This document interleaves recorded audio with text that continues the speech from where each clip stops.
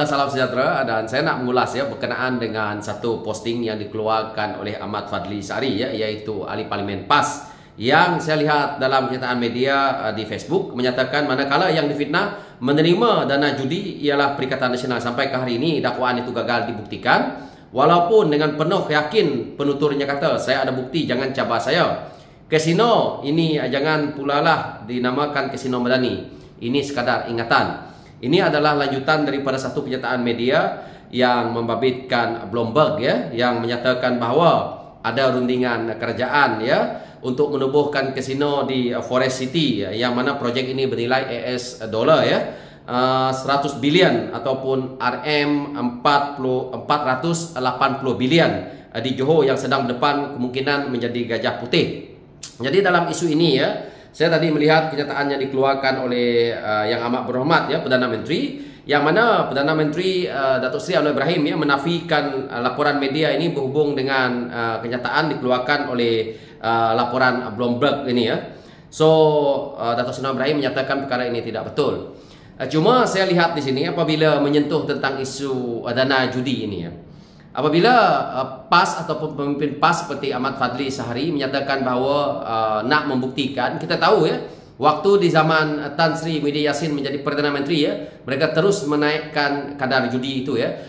Kita tak tahu tujuannya, tetapi apabila Datuk Seri Anwar Ibrahim menjadi Perdana Menteri terus diturunkan, dan hari ini kita lihat ekonomi dan juga tiada kesan lain pun setelah kita turunkan judi itu. Jadi di situ sebenarnya kalau rakyat lihat, itulah dia, duit itu mungkin digunakan untuk mereka gunakan untuk sebagai dana politik. Dan apa yang kita nak ulas di sini berkenaan dengan isu Forest City ini, jika Johor nak menjadikan Forest City itu sebagai pusat kasino sekalipun, itu adalah hak mutlak yang di-Pertuan Agong yang ada hari ini, kerana itu adalah tanah jajahan dan wilayahnya. Dia nak buat apa di atas tanah jajahan dia, kan itu kerja dia. Cuma saya nak ingatkan pemimpin PAS, kamu hanya tahu mengkritik ya negeri-negeri lain, tetapi negeri pimpinan kamu sendiri tak berganjak pun ekonomi. Nak dibandingkan dengan Johor Bahru, Kelantan dan Johor Bahru, tempat Ahmad Fadli sendiri ya sebagai wakil rakyat bertahun-tahun, tidak ada apa perubahan. Dan disebabkan oleh cara PAS yang kalau kita lihat memimpin takbir negara, memimpin negeri yang ada hari ini. Sebelum ini apabila memimpin negara dengan Perikatan Nasional gagal, dan apalagi mereka nak memimpin negeri mereka yang ada hari ini. Banyak perkara yang sepatutnya pemimpin PAS perlu ketengahkan di kawasan mereka, bukan sibuk dengan wilayah orang lain, negeri orang lain. Ini adalah hak ya, hak kepada tanah jajahan Sultan Johor itu sendiri. Dia berbeza dengan wilayah Sabah dan Sarawak. Tetapi kalau Sultan Johor dia nak, ataupun hari ini Sultan Johor itu adalah yang di-Pertuan Agong kita, dia nak, itu hak mutlak dia tau. Jadi kalau PAS betul-betul hebat, dulu sewaktu jadi kerajaan, RUU 355 mereka dibentangkan, kasino sepatutnya dah ditutup ataupun judi ditutup, tapi malah dinaikkan. Begitu juga dengan isu arak, begitu juga dengan isu adib. Akhirnya Tuhan nak tunjuk mereka jadi kerajaan dan mereka tak buat apa-apa pun. Dan hari ini mereka sering ya mengeluarkan kenyataan-kenyataan yang sibuk dengan pemerintahan pusat. Dan kita lihat, yang PAS tahu adalah loyalty minyak. Tanpa loyalty minyak, negeri pimpinan PAS tak boleh berganjak. Tidak ada arah mereka, kerana mereka hanya bergantung dengan bantuan. Mereka hanya bergantung dengan duit daripada pusat. Mereka tidak tahu macam mana nak mengurus negeri mereka sendiri. Sedangkan negeri-negeri pimpinan Pakatan Harapan sedang ke depan mendahului dengan membuat projek-projek, dengan membuat pembangunan di kawasan mereka. Tetapi pemimpin PAS kerjanya membangkang dan membangkang, akhirnya tidak menguntungkan kepada mereka. Sewaktu mereka jadi kerajaan, kita tengok mereka tidak menggunakan manfaat untuk mereka jadi kerajaan, untuk mereka gunakan keistimewaan itu untuk mendapatkan projek yang baik, untuk mereka bangunkan kawasan mereka. Tetapi apa yang mereka sibuk? Mereka sibuk tambah bini, PAS dia sibuk tambah kereta, sibuk tambah harta, dunia yang mereka pandang. Dan akhirnya hari ini apabila jadi pembangkang, mereka menggelapah, menggelupur, tak tentu hala. Inilah kerjanya pemimpin PAS ni.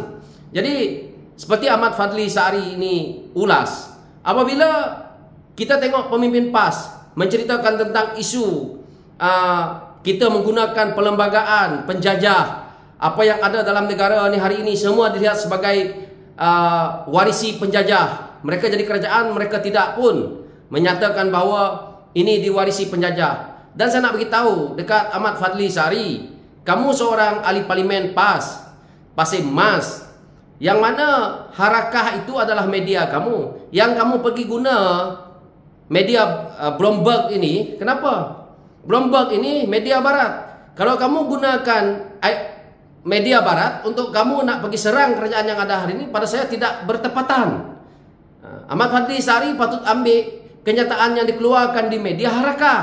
Gunakan media Harakah itu untuk menjadi mata telinga kamu. Tapi yang saya lihat, media Harakah ini adalah satu media yang boleh kita katakan sebagai media yang membuat propaganda, yang suka menipu, suka membohong, itu saja. Dan tidak ada nilai sama sekali media Harakah ini. Dan akhirnya pemimpin PAS berpusing lagi, buat pusingan menggunakan media-media barat untuk menyerang kerajaan yang ada hari ini. Ahmad Fadli Sari yang saya lihat dikatakan sebagai seorang ustadz juga. Kalau kamu mewar-warkan satu, orang kata berita palsu ataupun berita yang tidak sahih, itu adalah fitnah. Kamu tu seorang ahli parlimen daripada parti PAS.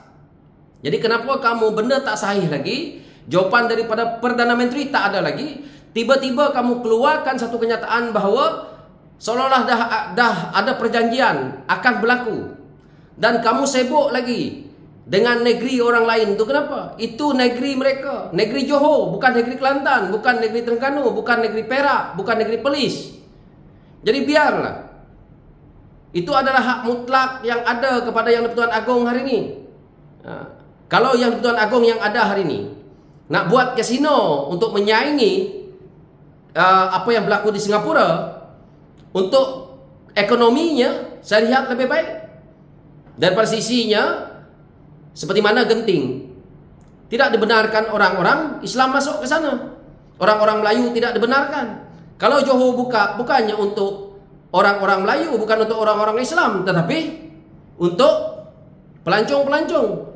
Supaya kita boleh menarik pelancong pergi ke Johor Bahru.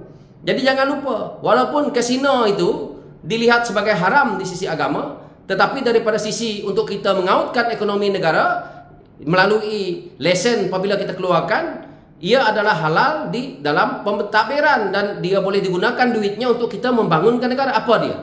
Duit judi ini kita gunakan untuk buat jalan, buat jambatan, ada manfaat lain.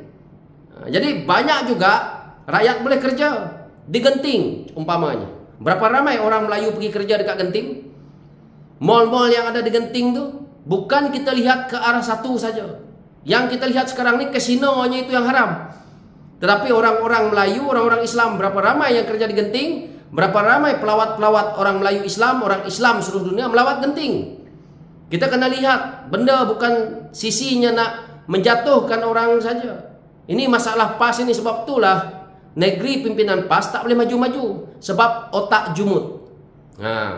Itu masalah dia. Saya tak nak ulah panjang-panjang, tapi saya harap lepas ini pemimpin-pemimpin PAS, terutamanya Ahmad Fadli Sari, gunakan media Harakah kamu untuk menjadi sumber kamu. Jangan kamu menggunakan media-media barat nih. Itu adalah penjajah. So itu saja, sekian, terima kasih, thank you.